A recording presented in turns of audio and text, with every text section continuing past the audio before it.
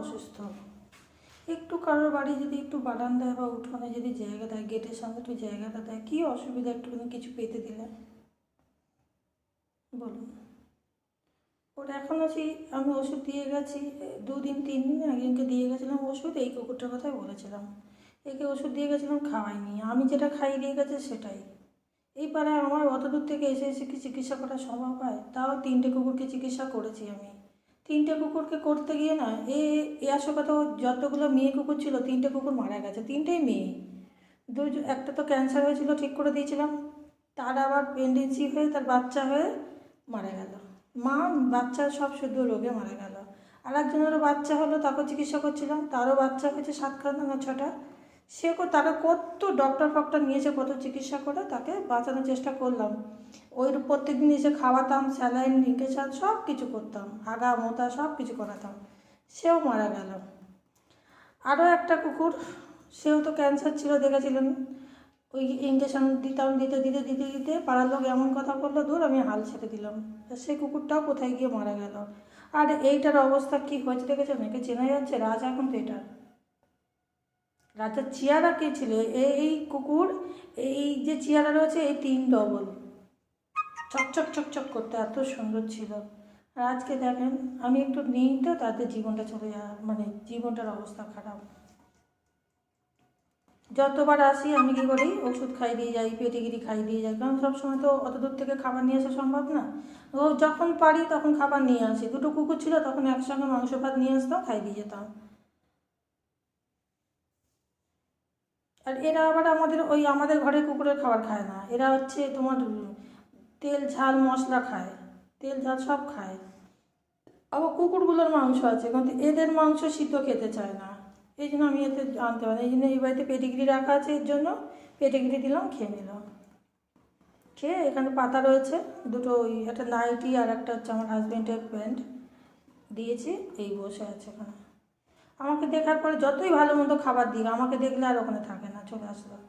একজন বললো ওকে কিছু দেবেন না, খালি বলবো কিছু দেবেন না, কিছু করবেন না, ওষুধ চলছে, এই করছে ওই করছে, কী করছে ওই জানি না।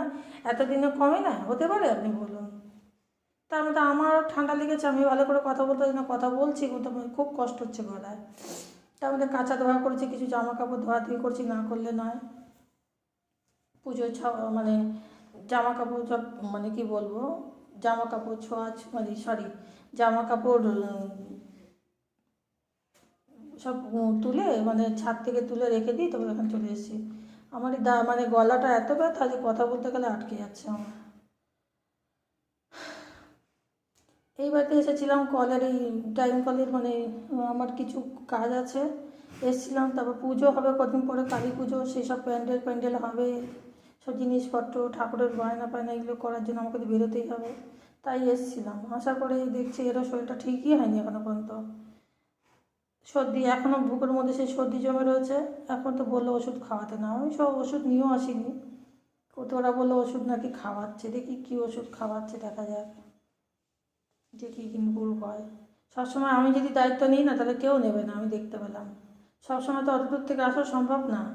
তাহলে এখন দেখি না একটা কুকুরের দায়িত্ব নেয় কিনা। আমি তো 4খানা কুকুরের দায়িত্ব নিয়েই গেলাম এতদিন ধরে। এবার দেখি না, আমি অন্যের করে ছেড়ে দিয়েছি, ভগবানের করে ছেড়ে দিয়েছি, দেখি কে দেখে। দেখছে তো, দেখা যাক কী দেখছে, ও কী করছে। ঠাকুরকে ডাকুন জানে এ ঠিক হয়ে যাক। খুব কষ্ট পাবো এই বাড়িতে আসলে না, এই যদি কিছু হয়ে যায় খুব কষ্ট পাবো। শুধু নিজের ঘরেরটাই যে আপন বলে না, এরাও তো আপন বলে কিছু আছে।